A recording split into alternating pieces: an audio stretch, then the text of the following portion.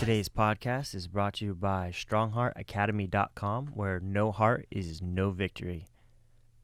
We are also brought to you by BJJ To Go. If you want to build your game and learn Jiu-Jitsu, go to bjjtogo.com. Third thing we're brought to you by is Rat Bat. You got rats? Want to kill bats? Kill them with a rat bat. Fourth thing we're brought to you by is hot dog flavored water ingredients. If you want to add it to your smoothie, hot dog flavor ingredient. Doom, doom, doom. Hot, hot, hot. And so I often wonder, well, where should I begin? And the lack thereof decisiveness provides to my chagrin only the need to ask again. Clench my teeth as I pretend that I've got reasons to defend. Yeah, we're live. So if I should have looked you up more and known more about you, but I didn't look much up at all. Did you like the longboard though? Yeah. So hopefully you should get one, man. Yeah, man, I'm more about the scooter life. You know, we got those electric scooters out there in San Jose. So I had the one wheel, and then the last camp, I was trying to figure out how to bring it to San Jose, because I thought, well, I might be staying I didn't know where I was going to stay at, because many times I stay at the shop or whatever, and it's not far, but I was like, it'd be cool if I could just... It'd be better to not walk. Yeah. To just not walk. It's like a block, maybe half a block. It's not that far, but when you're tired and training a lot, fuck, I don't want to walk. I'm never walking. Okay. I'm either taking a scooter or I'm driving. Yeah. Yeah. So I thought, if I brought one wheel or something. Also, I never cruised San Jose much when we were there. Like a train. We were talking about it before, like people staying at the gym and stuff, and like they never leave the gym. That was me. Like I've been there every year. They've had a camp, and I've never seen San Jose really, or cruised around or looked at stuff. It's just straight jiu-jitsu. That's it. Yeah, the gym, I mean, it's right next to downtown. It's like 5 minutes from the SAP Center, so it is cool. Like we've all gotten in like a bunch of scooters before and just rode downtown, and you can go pretty far. Go for like a couple hours. Yeah. So I thought it would be cool, but I could not figure a way. I was on message boards and sometimes TSA takes them from them. I'm like, well, I can't afford that because it has it's a lithium ion battery. They're like, will it explode? Or then there were guys like, take it apart. I'm like, I'm not taking this thing apart. I won't get it back together, and I'll ruin it or something.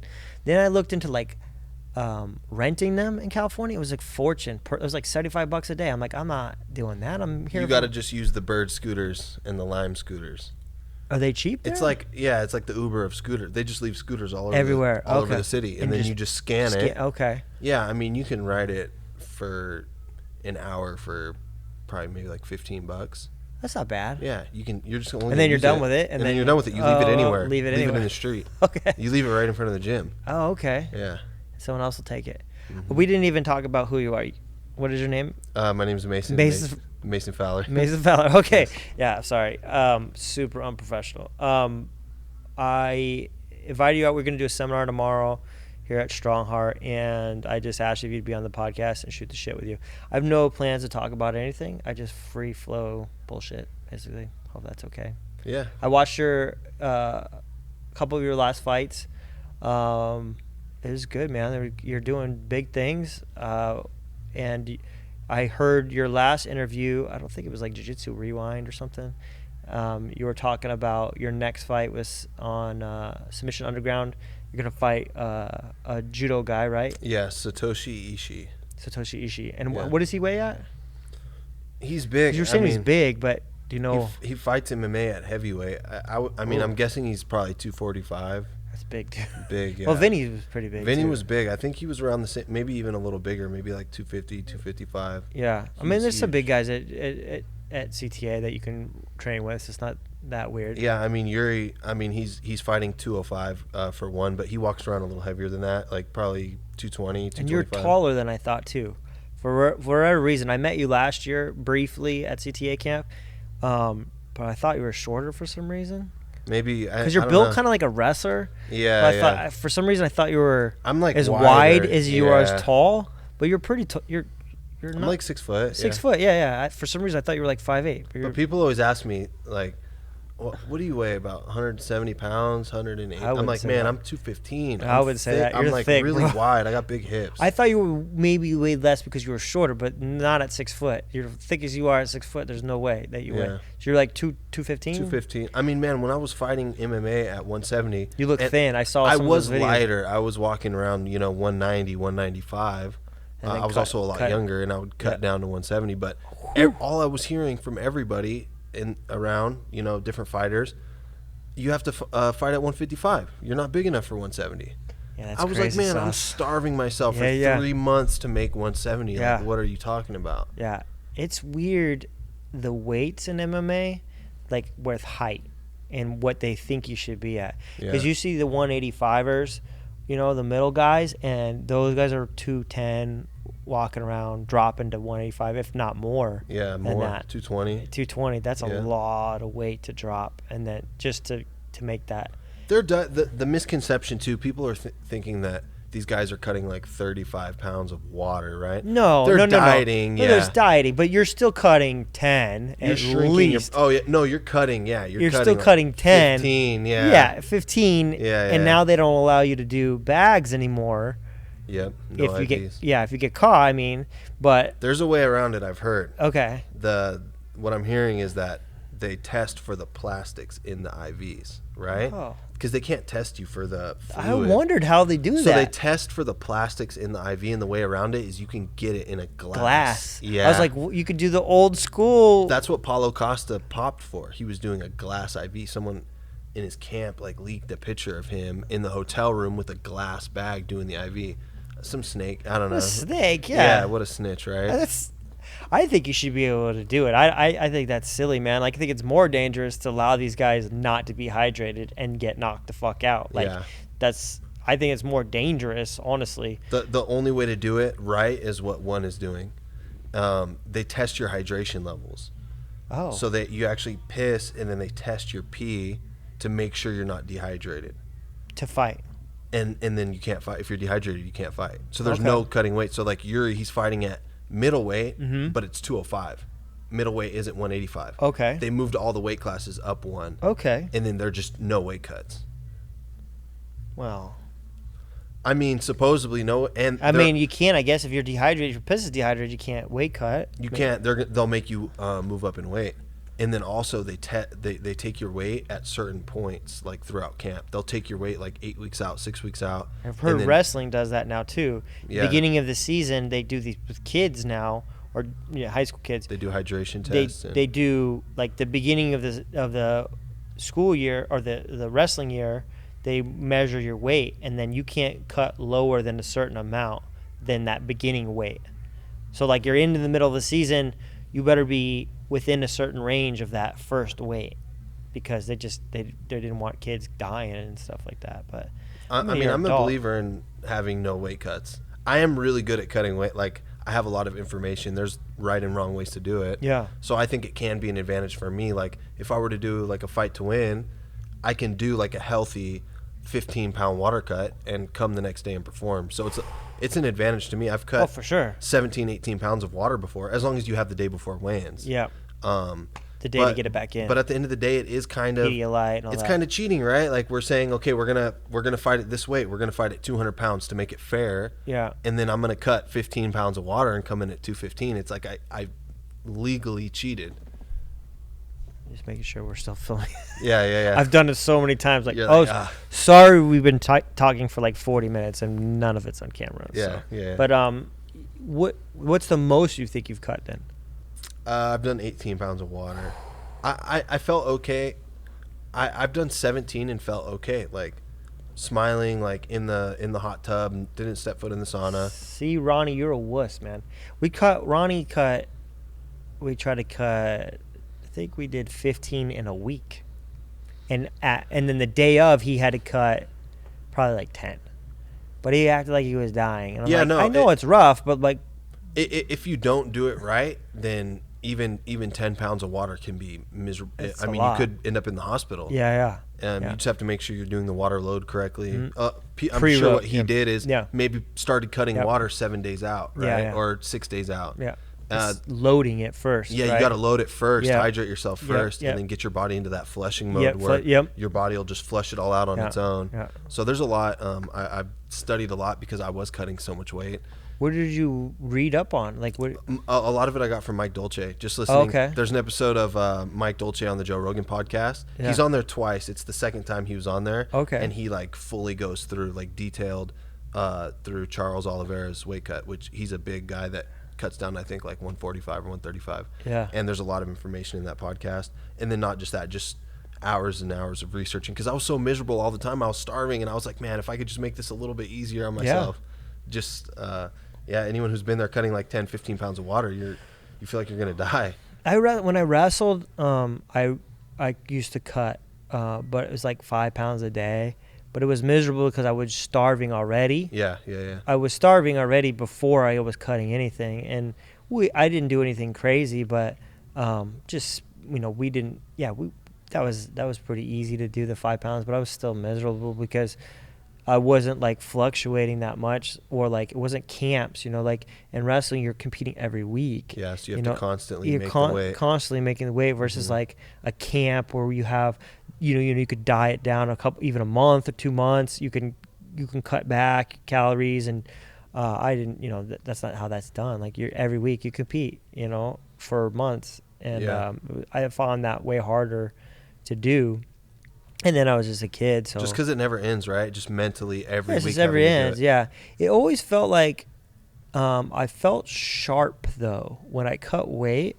I always feel mentally sharper, if it makes sense. Your body's in that like starvation. It's like starvation mode. Fight or flight. Your body's like, hey, and I think that's like the prehistoric thing where like you would have like you're starving because you're actually starving. Yeah, and your body's like you need to make sure that kill something. Yeah, but I always felt like I was meaner and sharper when I wrestled, when I cut weight, and I hated cutting, but I felt there was a certain mental advantage to the cut. Like it made me sharper, if that makes sense. You're definitely not going to like take off any practices, right? No. You're going to get that extra run in at night. Yes. You're going to make sure you're hitting all your practices because you're thinking like, man, if I don't train today, I'm not going to get that weight off. Yeah, and I always took it personally. I always had a mindset like, whoever was standing in front of me, he's the one that made me not be able to eat what I wanted to eat. He was the one that made me cut that weight, and you're going to pay for that. Yeah. I took it almost as like revenge when I was competing years ago. And then when I got jiu-jitsu, I was like, I don't want to do this anymore. It's different. You can't do it the same in jiu-jitsu because you have to weigh in right before you compete. Plus, and so it's just not smart to do a 10-pound water cut. Yeah, because you literally step on. Yeah, you can't. You have no time to rehydrate, and that's the most important part of cutting weight is the rehydration and refueling your body because you still have to go perform. You can have an amazing camp and then fuck up the weight cut. Oh, I've seen people make weight and then they eat garbage. Eat pizza. Eat something stupid, and then maybe they're hydrated, but the body's like, what did you just do to me? It's hard though. It's hard to keep that discipline when you've been starving yourself for so long, and then you make the weight, something clicks where you're like, oh, I can eat whatever I want. Yeah. It happened to me. I broke really bad one time when I was cutting to 170 and I was fighting in New York, and it was my first time ever in New York, and afterwards just like went out and was just like going to different places and like eating pizza. I ate like cake. And then the next day I fought really bad. Luckily, like in the third round, I just pulled out the win. But like I almost got submitted in the first round and just had like a really like dry, like sluggish performance. Yeah. So it's good though. Those are the lessons that you learn, right? And that was when I was an amateur. Do you feel like so one thing I did like the little bit of MMA I did in boxing, I liked rounds. So that's one thing you don't get in jiu-jitsu. And I know for myself, I'm a slow starter. Like that first round is a little bit slow. And I've learned over time for jiu-jitsu, I have to get my heart rate up before I get out there. Yeah. Like some people like to sleep. I had a guy that won Pan Am's like Sal. He won it like 4 years in a row at blue belt, purple belt, brown belt. And then he won it, I think, again at brown belt or something like that. He never made it at a black belt. But he would sleep, literally, be like, Sal, wake up. And then he'd go compete. And then it took me years to understand that I needed like to be sweating and heart rate really high. So if I can go compete right away, because in jiu-jitsu, like some guys will come at you right away. Like they're already attacking. They're doing, as soon as they get the takedown or guard pull, it's sweep, submit right away. It's not playing, you know. I felt like when in boxing or MMA, I could circle a little bit. Even if they come out hard, if I had good footwork, I can move and kind of warm myself up. Hit a couple times, as long as it didn't knock me out. Throw my jab, get my distance. It took me time to get going. Do you feel like you're right off the get-go? You're ready to go? No.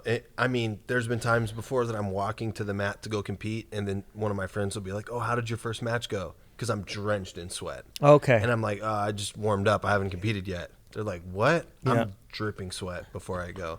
I'm really big on that. I have to do like a really hard warm up. Is there anything you particularly like to do to warm up? Ideally, you have a partner, right? Yeah. And then like drills or something. Yeah, or shots or. It's almost like live drilling. It's like, you know, we're not sparring each other. The guy I'm going with isn't trying to beat me, but he's giving me reactions, and then I'm exploding 100%. Okay. Like passing, going to the back, choking, and then like going over like my favorite guard setups, but just like really fast and explosive. Okay.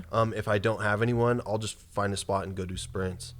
I'll just hit some long sprints. Yeah. 50-yard sprints in a long hallway, and then just like sprint as fast as you can, and then just jog it back. Okay. Take a breath, and then just hit another hard sprint. Really get your lungs going, get the lactic acid build up. You feel it in your legs, your shoulders, and then I always feel like as soon as I start sweating, it just kind of puts you in the zone, like you're ready to go. Yeah. Before you're nervous and you're like, I couldn't believe how long it took me to figure this out, and I've been competing forever.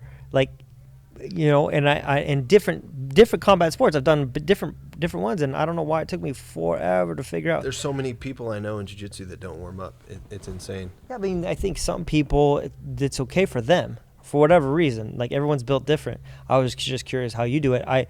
The last time I competed, which was like 3 years ago or 4 years ago, I was doing sun salutations, which is like a yoga thing. Yeah. But I like sun salutations because you work like everything, and I don't need a big space, because sometimes in these tournaments there's like no room to work out, or there's no practice mat. Sometimes they don't even have a mat to practice at, you know. So like I've tried to figure out what can I do in the smallest space. I like the jump rope too, but even that, like, you're gonna whip people around you, you know. But you can always go outside, like you said, and do the sprints. Outside, you go outside, for sure, and run out there. Arizona's hot as fuck. It's good. You don't care. Yeah. I did have a friend, Doug, that he likes to show up to the tournament overweight, and then he likes to run. He has to cut a little bit. Not a lot, just a little bit. Like he likes to lose a pound. Yeah, half a pound, and then that seems to, like, he always does great when he does that. But that's just his particular thing. But the sun salutations help me a lot, and I'll do them wrong, you know, not the proper way. I'll do them like fast, so it's like up. It's almost like up downs, like or like burpees, burpee. Almost like a burpee. But I'll do controlled. I'll lower controlled, and I'll flex, so that you're getting like the range of motion. I feel like I get all the ranges of motion that I'm going to be using in jiu-jitsu. My legs, my back, my chest, my arms, everything is, even my neck is like worked. Yeah, it's like a good active warm up instead of just stretching. Yeah, versus like and I also like that if I don't have a partner, you know, because I also like to work with a partner. I like to do passes, some sweeps, some just to get my knees moving, hips moving. Mats, right? But with no mats, like if you're on concrete or whatever, like you got to do some pummeling. I like pummeling hand too. Fighting, do some wrestling stuff. Yeah, wrestling stuff. But that's my last go-to was just the sun salutations, because they're easy to do, and you can also add in like breathing techniques too to like relax, lower your heart rate. Yeah. Relax. I'll get it up. I'll get it up. I'll breathe fast. Yeah. Oh yeah. I'll almost like hyperventilate myself. Like Hickson, right? Yeah. Nah, I'm not that good, but I can't roll my belly like I'm a belly dancer. That would be sweet though. Yeah. I don't have the ab control yet, but what do you think? Do you have any plans?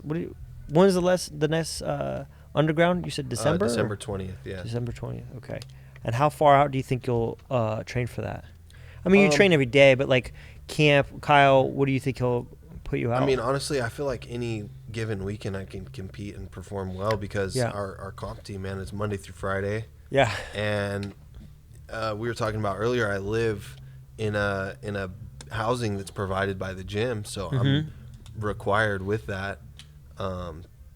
Practices are mandatory. Yeah. I can't slack off and miss practices. Yeah. So, but it's good because I'm always in shape. We always train competition training 5 days a week, and it's an hour live minimum.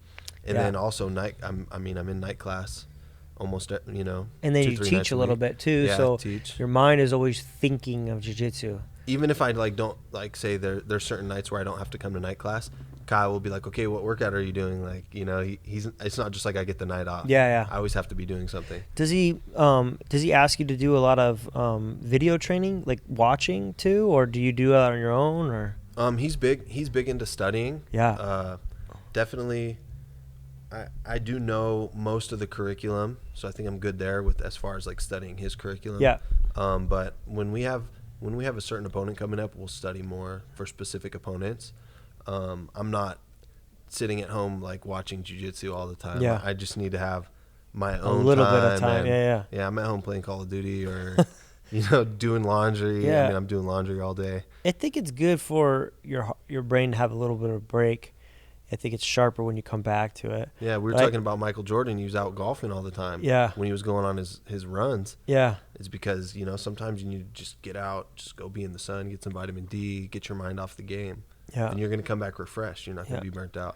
And then you're on the golf. He probably is like fresh air, out. Fresh air is sunlight. good. Yeah. Mm-hmm. I know that Caio used to study jiu-jitsu all the time though. Yeah, he does.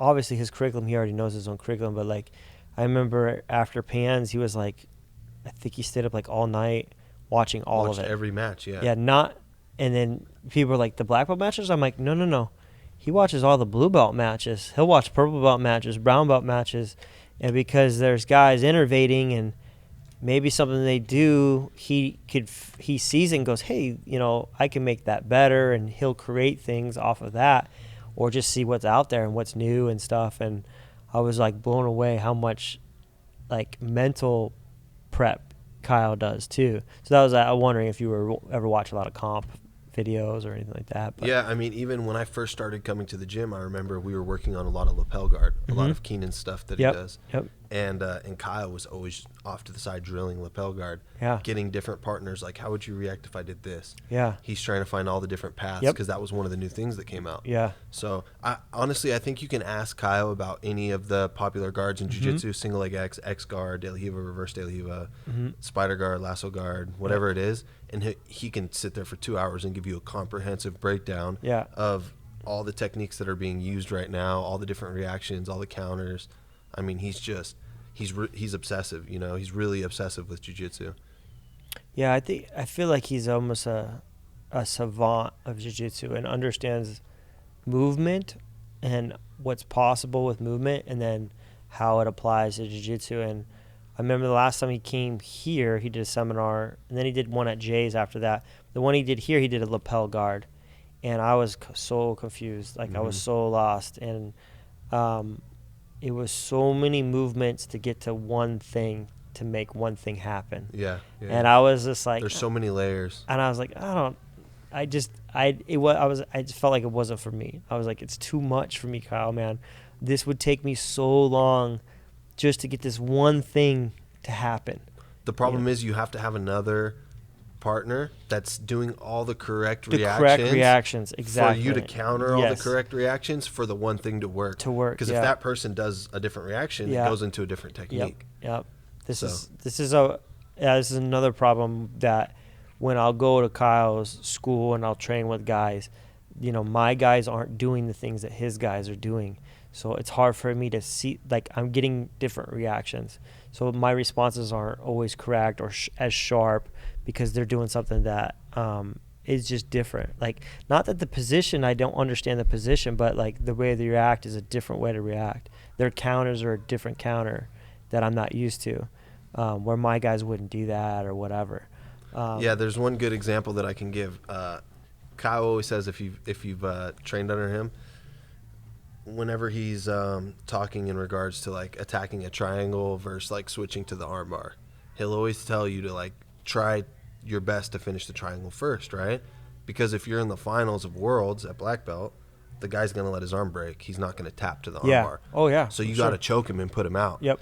And then one of the, purple belts or brown belts, like, looked over and is like, man, I'm never going to be in the finals of Worlds at black belt.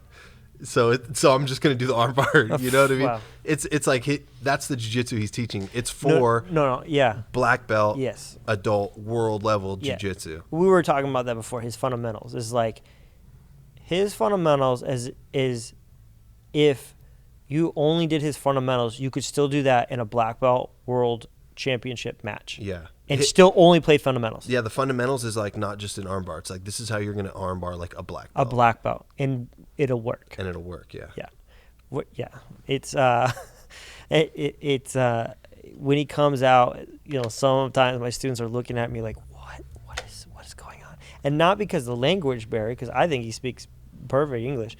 It's just he's speaking the language of jiu-jitsu, and it's like really, high really level mathematics, basically. Like I'm doing 1 + 1, and he's doing calculus. And I feel like I have a decent understanding when I'm watching him, but there's a difference between like understanding and then my ability to apply it. Like I'm like, I don't think I'm going to be able to apply this live yet. It was just take me a lot of drilling to make it automatic, because so many times when I roll, I go back to what I'm good at or what I feel comfortable with. Always, yeah. You start trying to play lasso guard, and then the guy starts passing, and you're like, okay, I'm going to put you back in close guard where I can do this, this, and this. Yeah, I try to tell my guys, like, sometimes you're just going to have to eat rocks, man. Like, you're going to have to eat glass. Like, just, it's okay to lose. Like, you're going to have to be okay with someone passing your guard because you're trying something new. It's not going to be good right off the bat. Like, you're going to have to lose a lot of times in training so that you get comfortable with it and be prepared for that. Like, but all of us, we don't like losing, and you don't want your guard passed even by someone that's good. You want to. So then you go back to your like best moves and not being willing to open your game up. And that's the thing about leaving your ego at the door. Yeah, leaving your ego at the door. If you leave your ego at the door, you really can get better if you start playing different games that you're not used to. For sure. You might get smashed, but it's like you're trying something new. You have to just be confident in yourself and your own jiu-jitsu that it's like, okay, I can lose this round. Like, it's fine. It's not the end of the world. This isn't a tournament. I'm going to try something new. If I lose and the guy taps me, okay, I got tapped. When I'm doing good with my ego, I just do that. When my ego is getting in the way, I'll try to tap someone as fast as possible so they know that I can do it, and then I'll play something I'm terrible at, and then they know that I'm playing something. Yeah. But I shouldn't even do that. I should just practice the new stuff. I saw one quote. It was Gary Tonin, and he said that in every 30-minute training session, he gets tapped 5 times. Yeah. And he's like, now, do you really think you're leaving your ego at the door? Yeah. And I always think about that because, I've seen the same quote. Yeah, I'm sure I'm the same way that you are. Like, you get tapped by someone that maybe you're usually better than, and then you're at home thinking about it all night, right? Yeah. And you have that, like, feeling in your stomach where you're like, I can't believe I let that guy tap me. Yep. But it's like, man, it's training. It's just training, yeah. Yeah, that's one thing lately this past year I've been getting a lot better at is accepting, like, training is training. Yep. You can lose every day at training to every single guy on the mats. Yeah. But if you win during competition, it was worth it. Yeah. So it's fine. Accept the taps. Yep. Because what's going to happen is one day you're going to wake up and you're going to be really beat up and tired from the day before. And you're going to know there's killers here at the gym waiting for you. And you're going to be in your own head like, man, I don't want to get tapped today. Maybe I should, maybe I'm sick today, or maybe this has hurt too bad to train today. Yep. And instead it's like, no, go train. If you get tapped, you get tapped. Yep. At least you trained. Yep. I always tell my guys that, like, I don't care if you have to ball up and just in the fetal position and hope nobody gets hooks on you. Like, at least try to get on the mat. Like, I get it. You're tired. You're sore. But just get on the mat. You'll thank me later. Like, you'll be happy that you got on the mat. Even if it's, again, you're just balled up. You don't want to pass. You curl up and play turtle, even though you should have just kept fighting. You don't have it in you. It doesn't matter, man. Get on the mat. Like, I don't like people sitting out ever. I don't want rest rounds. There's no rest rounds. Just take your beatings, man. It's okay. Like, you'll get better by pushing and trying your best. If you don't got it in, you don't got it in. Maybe you're going to be eating knees on belly the whole match, but it's better than staying at home and not getting better. And those days that a lot of the time I've told myself, like, I'm too tired, or I'm too beat up, or this is hurt, that's hurt. Sometimes those days are when I have the best practices. Yeah. The first round, I'm sharp, I'm focused, and I end up having a really good training session. And afterwards, you're always happy that you did it. Even if you did get beat up, you're always happy that you did it. Yeah, at least I showed up. I'm always happy when I'm on the mat versus like the days I've taken off. And lately, I've been taking off way more days than I should have. What do you think you got planned after this? I think we were talking about you're trying to do ADCC. You want to do next year? Yeah. When do you know when it is, or do they have it announced yet? It should be in September. I mean, hopefully all the COVID stuff. I mean, going into 2021, I hope we're still not wearing masks and social distancing. Yeah. The trials should be February, March. Do you know where they're going to be at, or usually they do one West Coast and one East Coast. Probably California then. Usually California, and then the East Coast they do like New Jersey. Okay. But I heard that there may or may not be one. One of those might end up getting relocated to Texas, just because of the regulations, if there are still regulations. Well, it's not that far from California at least. Yeah, Texas at least is like halfway. Yeah. I wonder what they would call that instead of the West Coast trials. I don't know. Middle Texas, the Lone Star. Yeah, the trials. Lone Star trials. So planning on doing the trials, hopefully winning one of them and getting the guarantee to ADCC. And even if I do screw up the trials somehow, there's always a chance to get an invite. And then hopefully competing at the black belt level. I want 2021. Definitely hoping to be able to compete at the black belt level. So yeah. I mean, you can't. I mean, you've already done it no gi. Exactly. So yeah. I mean, the gi isn't that much different. I mean, it's different, but but competing is competing. Like, you felt what world champions feel like at a black belt level. Yeah. That's what I think the difference is. Like, I don't think it's be that much different if you were a black belt with a gi on fighting against other black belts, Yeah. And again, you compete at Caio school with black belts all day long, Every day. So it's not that much different. Yeah. I mean, Yuri's a champion. Yeah. So it's not like that much different, Yeah. How long have you been training for? I started when I think right before I turned 19, like 18, 19. And you're 27? Yeah, so 8 years. 8 years, that's mostly MMA. The first 5 was all MMA. So I was jiu-jitsu. training grappling. Yeah. But I was training a third as much as I'm training now. Yeah. And then the past 3 years I've strictly been doing jiu-jitsu. Who gave you a brown belt? Gabriel Fonseca. He's a black belt under BTT. Okay. Yeah, really, really good competitor. The gym that I was training at for MMA actually brought him in from Brazil, and they got the visa, and he was running the jiu-jitsu program there. Yep. And he was there as I kind of decided to make the transition into straight jiu-jitsu. And he's a seasoned competitor. Yeah. Competed worlds, Pan Am's black belt level. Won some of the majors at the lower belts. So really seasoned competitor, and also a referee for IBJJF. And I mean, where I was from, you have to imagine walking into an MMA gym. We don't know anything about the IBJJF scoring system. It's so complex. Jiu-jitsu, MMA jiu-jitsu is different too. It's so different. You just stay on top and you win. Yeah. And jiu-jitsu is completely half different. guard, you just get in half guard, and you half guard top is great in MMA because you could just rain down bombs. Stay there half and guard. punch. Yeah, Randy Couture made a living off of holding someone in half guard and pounding the shit out of them. Yeah. I mean, that's not, sport jiu-jitsu is way different. If you're on top, it means nothing. Nothing, yeah. Absolutely nothing. Yeah. So, it was good that I had him, and then he became like my best friend. And then I started doing jiu-jitsu full time. Me and him would travel around to all the tournaments. We had a small competition team. He ended up opening a gym in Florida. Oh, wow. And he recommended for me to go to Caio's. He knew a couple of the guys at Caio's, and I didn't really know anything about I assumed that you have nice hair and that Caio had nice hair, and you were just like... I didn't even know about CTA. He was like, yeah, there's this really good gym that's 2.5 hours away. Yeah. Like that might be an option. We talked about it, and he pretty much told me you have to go to San Jose, San Diego, or LA. Those are your 3 options. Yeah, well, pretty much. You know, those are the big schools are, yeah. Yeah. So ended up going to San Jose. I mean, I just drove down there. I had a friend living there. I would drive down there, train at Caio's for... That lived with Caio? I had a friend that, his name's Duran. He was training at AK. Okay. And so he had his own place there in Gilroy. It's 30 minutes away. So I was going down like Monday and like sleeping on his floor and just training at Caio's throughout the week. And then I would drive back home, stay at my parents' house, and like do privates with my old students.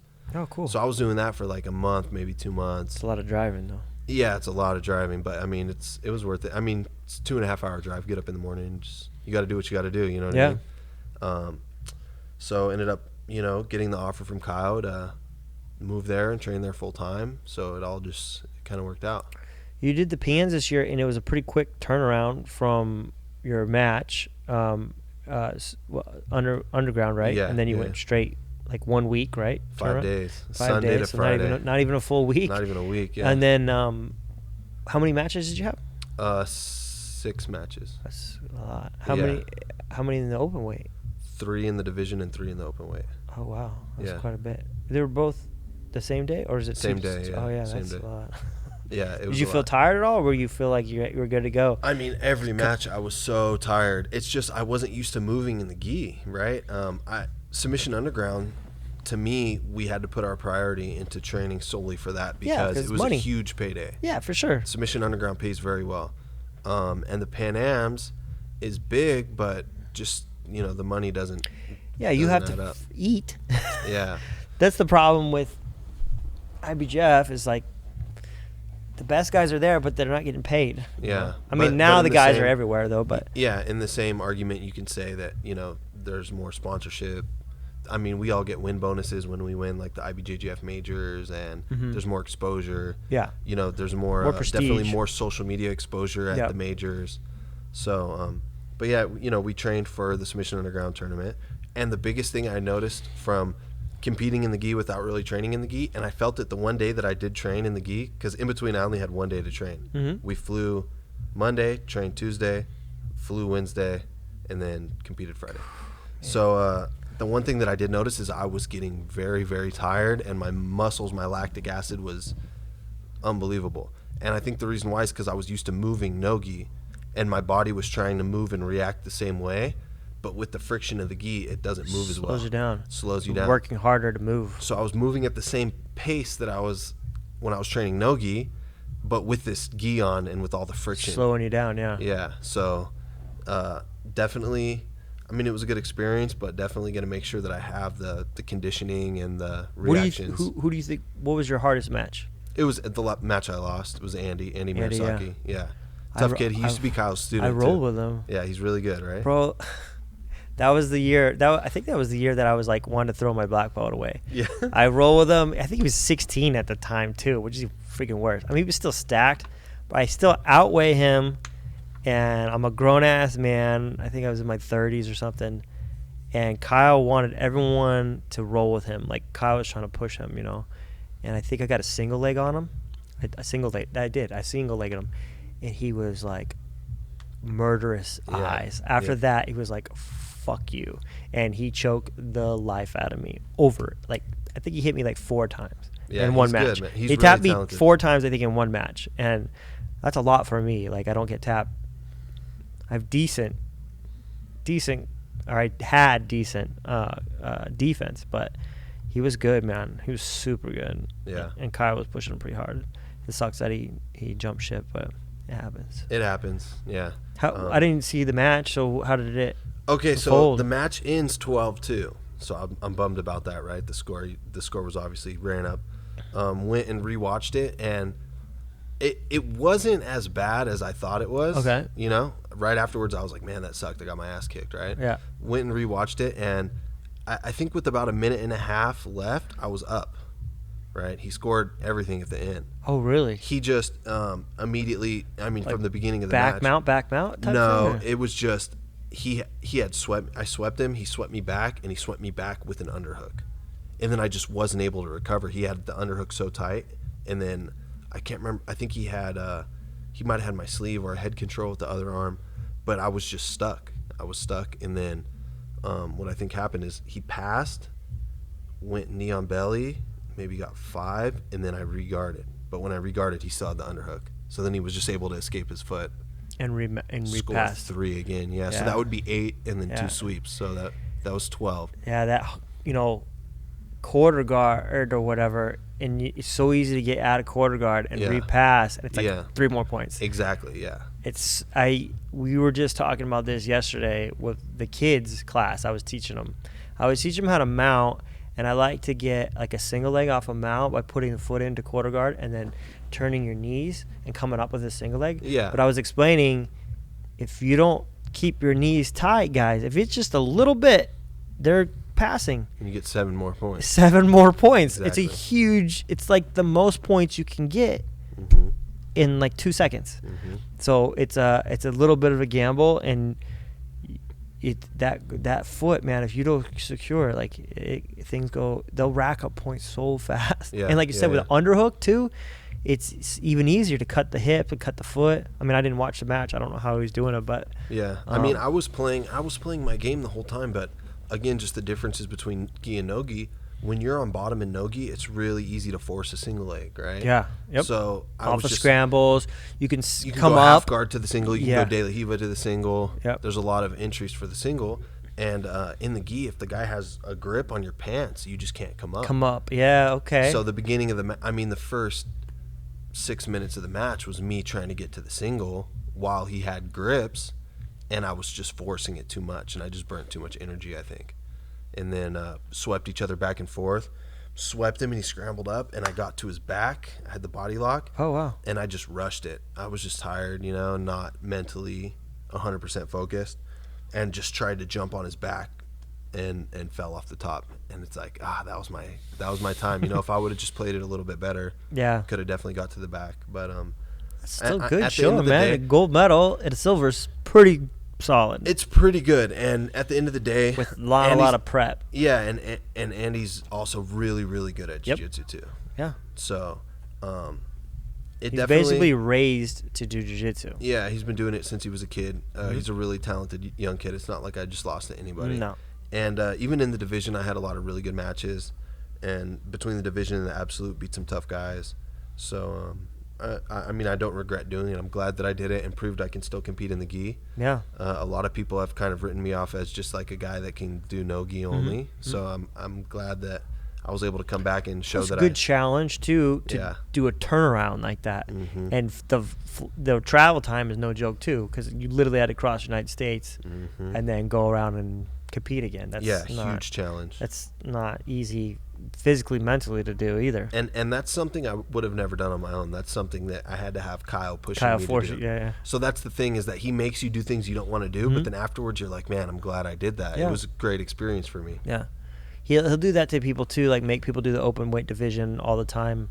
Always making me do the open weight too. I'm like, even in like small San Jose tournaments, when the San Jose Open is like, you're doing an open, or like he'll put you in a weight class that you're not in, because there's less people in that division, and then they already have somebody else in another division. Well, guess what? You're going up a couple weight divisions to compete, and it's a good challenge. It forces you to challenge that maybe someone wouldn't do on their own.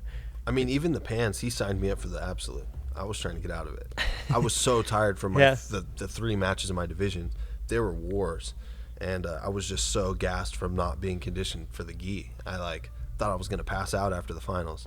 Dude, was your grips bother you too? Man, my forearms. I mean, it was everything. I was getting woozy after the finals match. I thought I was going to pass out. I was getting dizzy, and I just laid down on the floor. Yeah.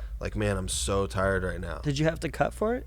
I did a little bit, not a tough cut, but it was at super. I was walking around a little bit heavier, so I had to lose 5 or 6 pounds. I didn't really cut any water. So big dudes. Yeah, super, yeah. Were they pretty tall guys? Or? Yeah, my match in the finals was a guy from Keenan's gym, and he was 6'4". That's a big dude. Yeah, I was definitely one of the smaller guys in the division. Weight doesn't bother me. Length bothers me. It's so frustrating. Length, because I try to explain to people that's what leverage is. Exactly. It's a lever. Yeah. And your levers are longer than mine. And I've always had trouble with long dudes. It doesn't matter if they're skinny and light dudes. If they know how to use that length correctly. And then they never get tired. They never get tired because they have no muscle mass. They don't have the muscle mass. You know, they just have long limbs. Yeah. The guards, but they're not explosive in my experience either. They're not very explosive. Yeah, that's true. They don't have the mobility because they're moving these long limbs. Yeah. They also, once they're on bottom, they don't escape as well because they can't move their legs. Like, they can't re-guard up because their legs are too long to get inside. Unless they throw like a spider and they can get that's so true. Much Yeah, distance. They can hook you with the foot. Yeah, that's true. Long guys that play like a spider guard, that's the worst. It's hard, man. Yeah. It's hard. Well, is there anything else you want to promote? Any sponsors? You got a bunch of sponsors. You want to talk about some sponsors? I mean, Moya Brand is my jiu-jitsu sponsor. I've been with them for over 2 years. So shout out to Moya Brand. Action Coffee, Wild Bar Co. We're hopefully going to come out with our own protein bar. It's like a protein bar company. They're a newer company out of San Jose. Oh, cool. Hopefully get some kind of Mason Fowler bar going. And then Foxhound Fuel supplements. Okay. They make a really good turmeric recovery supplement. I love turmeric. Yeah, I've been using it every But I'm not practice. lazy. I like it. Yeah, they do like a pre-workout, during workout, and then a post-workout. Oh, cool. It's a really good stack. I might hit you up for that because I might try that one out. Yeah, that's like one of the things I like have to have during and after practice. Yeah. And then the last one's Santa Cruz Medicinals. Okay. CBD. Okay, yeah, cool. They make creams, sleeping pills. Oh, nice. They got donuts, keto. I might try those out too. CBD donuts. I mean, I've been doing. Everyone in jiu-jitsu pushes CBD, right? I know. So I've tried a million because I'm like, need recovery. I'm a fucking old man. Yeah. Like, I need recovery, and I finally found one topical that I like that I sell here. And I'm not gonna push or anything, but it took me forever to find anything that like worked that I felt worked for me. Yeah. There's so many people will swear by it, not just like the brands themselves, but I have like jiu-jitsu guys like, oh man, this stuff helps me so much. And then they're like, let me like use my discount code. Yeah. For 15% off. It's like, does it really work? Yeah. I don't know. I've tried different ones though. I'd like to try something that works, but I have one topical that works really freaking good. Santa Cruz, they do like really high doses. Okay. So they're like, some of their things are like thousands and thousands of milligrams. Okay. Yeah. So that's why I really like them. I've tried drops. I tried inhaler. Same I tried thing. I think they're just low smokes. dose. Really? You think? Yeah. I think you need like a high dose. High dose. Yeah. I just got so much inflammation. It's like, bro, you're it's so just inflamed. For anyone. I think it's for anyone. You just, if you're an athlete and you really need it, I think you need a high dose. Higher dose. Okay. Yeah. All right, well, maybe I'll try that one too. Yeah, check the link tree in the Instagram bio. Okay. All right, well, I'm looking forward to tomorrow. Thanks for coming on, man, and thanks for coming out to Phoenix, and that's it. Peace. Awesome. See you guys. Well, thanks, dude. Let me talk for just a second, help me feel that sense of rhythm. Find the meanings in our bearings and discover this position as a stage along the way. Another rung to the ladder, either stalling or you're climbing, and I'd rather be the latter. Instead of getting fatter, let the footsteps resume naturally.